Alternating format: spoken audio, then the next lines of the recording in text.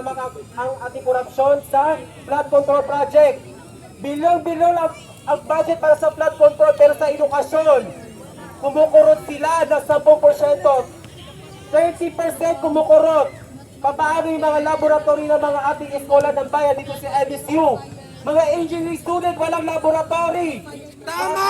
Estudyante sa CLSM, estudyante sa CSS, lahat ng estudyante, pulang-pula. Tama! Galing ko lang dahil magkukulang ang budget. Pero mas marami silang budget para sa flood control project para makakurot ang ating mga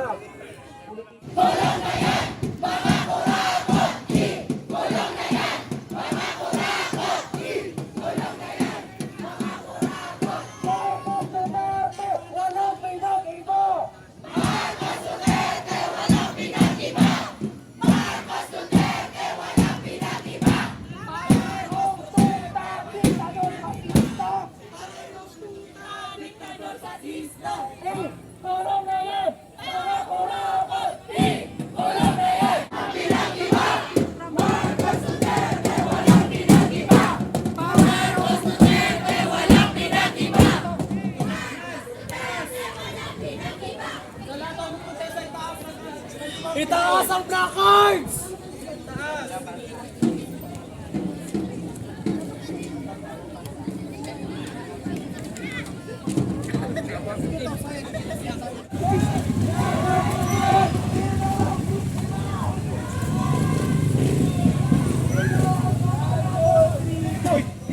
tulong na yan! Mga korapon! Bakit kailangan ng mga shield? Ano ang aming mga dala?